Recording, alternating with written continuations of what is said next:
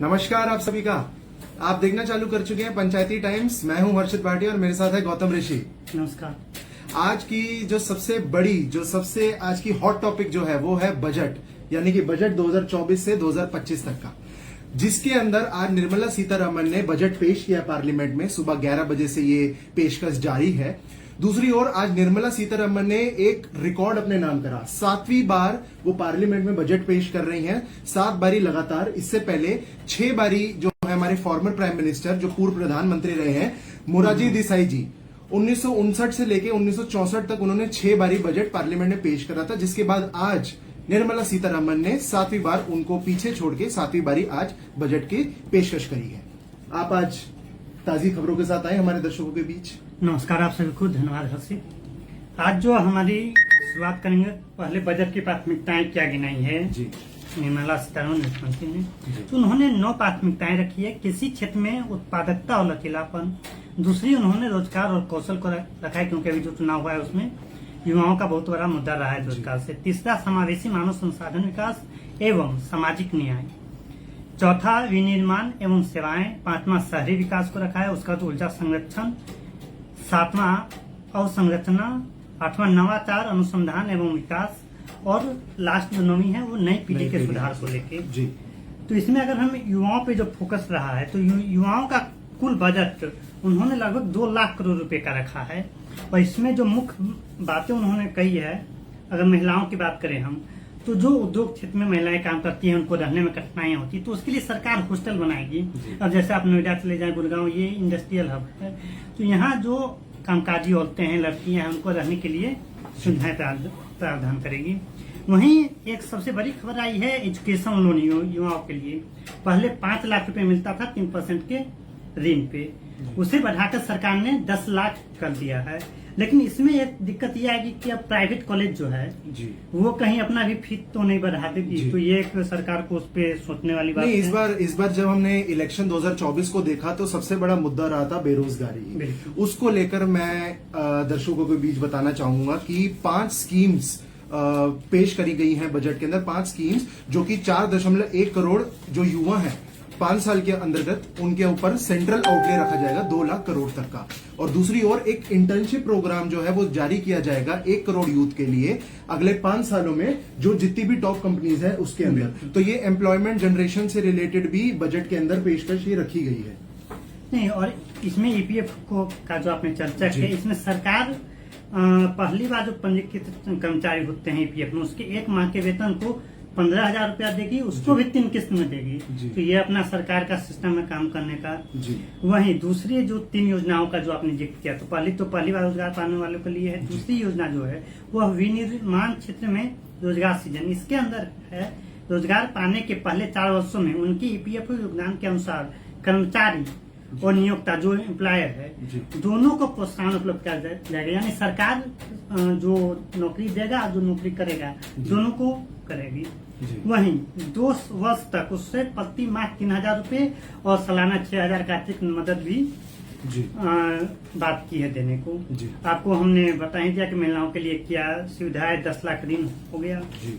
वहीं अगर हम और बातें करें तो आईटीआई, जो लगभग 1,000 आईटीआई को सरकार बोली है वित्त मंत्री जी ने कि वो अपग्रेड करेगी जी।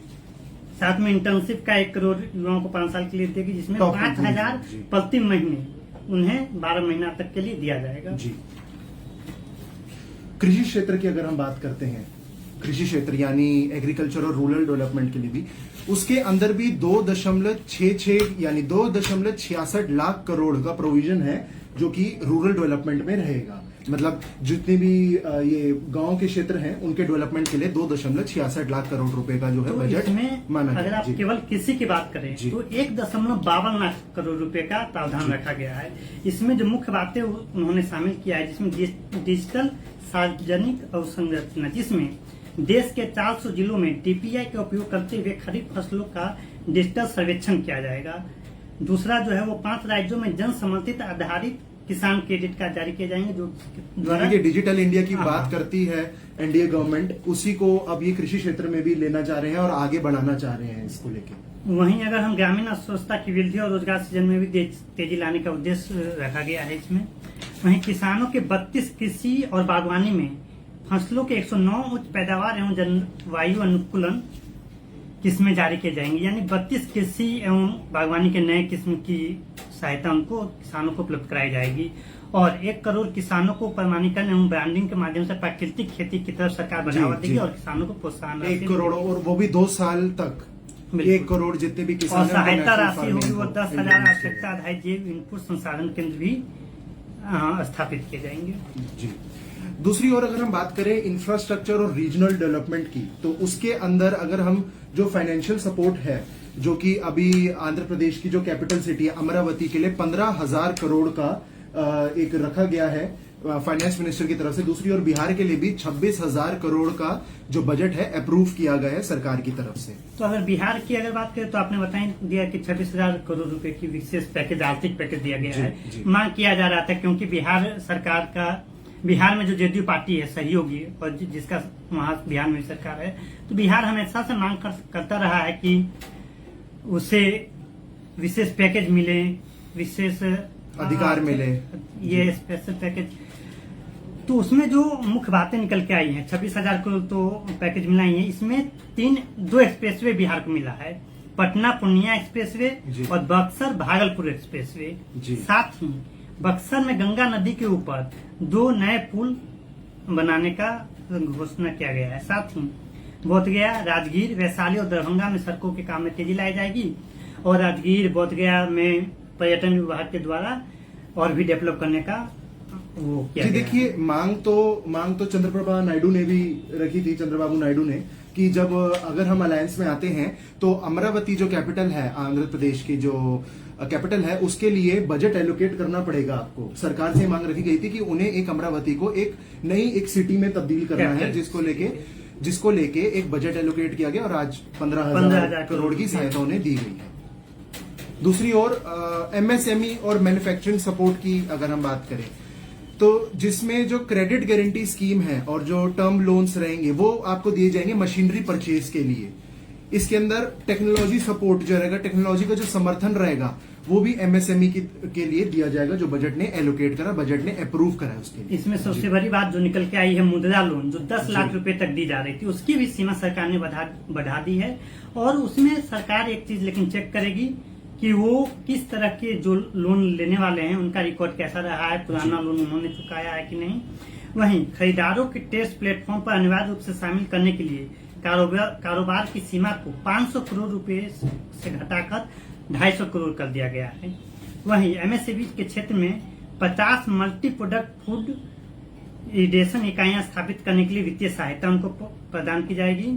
साथ ही एमएसएमई और पारंपरिक कारीगर जैसे बनारस में आप बुनकर चले जाइए, बिहार में भागलपुर, उनको भी पीपीपी मोड से ई कॉमर्स नियंत्रित स्थापित किए जाएंगे। जी।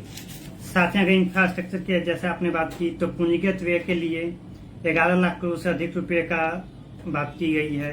25,000 ग्रामीण बसावटों के लिए वाराणसी सड़क संपर्क योजना का शुभारंभ किया जाएगा। और एयरपोर्ट्स की बात हुई है कि जितने भी एयरपोर्ट्स अब नए बनने जा रहे हैं इस फाइनेंशियल ईयर के अंदर एयरपोर्ट्स के लिए भी बजट एलोकेट हुआ है कि जितने ज्यादा एयरपोर्ट्स हो सके वो बनेंगे, और ये आज के बजट का यही कहना था। और अगर हम बिहार फिर कोसी, जो कि बिहार का शोक माना जाता है, उसके लिए भी सरकार ने घोषणा की है और त्वरित सिंचाई के लिए 11,500 करोड़ रुपए उपलब्ध कराएगी। तो ये बहुत से सबसे मुख्य बात टैक्स की रही। जी, टैक्स की अगर कार राहत और नई कर व्यवस्था से संशोधित टैक्स की अगर संरचना करते हैं तो जो 0 से लेके 3 लाख रुपए तक को शून्य टैक्स यानी कि देना पड़ेगा। इस सालाना इनकम की मैं बात कर रहा हूं। 3 से 7 लाख रुपए के लिए 5%, 7 से 10 लाख के लिए 10%, 10 से 12 लाख के लिए 15%, 12 से 15 लाख के लिए 20% और 15 लाख रुपए से अधिक के लिए 30%। ये रहा है टैक्स का संरचना। हाँ, तो इसमें लेकिन कोई अधिक जो उम्मीद कर रहे थे लोग, जो उनको कुछ राहत मिलेगी इनकम टैक्स से, वो राहत मिलती हुई नहीं दिख रही है। एक स्टैंडर्ड डिडक्शन जो सरकार 50,000 की छूट दे रही थी, उसको 50,000 से बढ़ा के 75,000 कर दिया गया। जैसे कि अगर आपका 5 लाख का लिमिट है या 3 लाख का लिमिट है, तो 3 लाख से ऊपर अगर 50,000 हो जा रहा है तो वो आपको स्टैंडर्ड डिडक्शन अब 75,000 हो गया है। जी। वहीं पारिवारिक पेंशन में जो 15,000 रुपए थी उसको बढ़ाकर 25,000 रुपए करने का प्रस्ताव भी रखा गया है। तो अमूलचूल लाभ दिया गया सरकार के द्वारा। कोई बड़ा इनकम टैक्स के में जनता को या मिडिल क्लास जी। को फायदा नहीं हुआ है। जी, ये अभी तक के की हाइलाइट्स है जो हम आपको बता रहे हैं। आज हम शाम को आपसे फिर से जुड़ेंगे, जिसमें जो पूरा बजट रहा आज का, उसके बारे में आपको एक जी जी जी एक और हम सीमा शुल्क जो कि महंगाई में बहुत महत्वपूर्ण भूमिका निभाती है, जो हम विदेशों से सामान आयात करते हैं उस पे, तो सबसे तो सोना चांदी वालों के लिए खुशखबरी है। उसका 10% से सीमा शुल्क घटा के 6% पे ला दिया गया है। तो इससे अंदाजा आप लगा सकते हैं कि आने वाले दिनों में आपको सोना और चांदी की कीमतों में गिरावट देखने को मिल सकती है। वहीं एक अच्छी पहल यह रही कि कैंसर के मरीजों के लिए जो दवाएं आती है या उसके इक्विपमेंट आते हैं विदेशों से, उस पे भी सीमा शुल्क एकदम जीरो कर दिया गया है। Mobile phone, mobile PCB, mobile charger का कस्टम ड्यूटी लगभग 15% तक घटा दिया गया है। 25 महत्वपूर्ण खनिजों की सीमा शुल्क से छूट और इनमें से 2 पर बेसिक कस्टम ड्यूटी कम करने का प्रस्ताव रखा गया है। वहीं सोलर पैनल और पैनल के विनिर्माण यानी उपयोग करने वाले में छूट ट्रांसपोर्टिंग को भी छूट दिया गया है। और हम कहें तो स्टार्टअप वगैरह के लिए शुल्क में जो विदेशी कंपनी एफडीआई लाती है उसके लिए जो 40% टैक्स लगता था उसको 5% घटा के 35% कर दिया गया है। और देश के घरेलू क्रूज का जो परिचालन करने वाली विदेशी शिपिंग कंपनियों के लिए सरल कर व्यवस्था का भी एक आयोजन यहाँ पे रखा गया, जो पेश करा गया बजट के अंदर, ये भी एक रखा गया। देश में कच्चे हीरों की बिक्री करने वाली विदेशी खनन कंपनियों के लिए सुरक्षित हार्बर दर, ये भी एक तैयार किया जाएगा। एनपीएस में नियोक्ता द्वारा किए जा रहे योगदान को कर्मचारी के वेतन के 10% से बढ़ाकर 14% करने का प्रस्ताव भी रखा गया है। इसी प्रकार ये बजट जो है आगे चलकर यानी शाम तक हमें और भी बातें पता लगती रहेंगी, थोड़ा और अच्छे से हम रिव्यू दे पाएंगे शाम तक। ये अभी तक का जो था की हाईलाइट था जो हमने आप सभी के सामने रखा है। आप लोगों से हम फिर शाम को जुड़ेंगे। आज आप हमारे साथ जुड़िए, बने रहिए पंचायती टाइम्स के साथ। नमस्कार।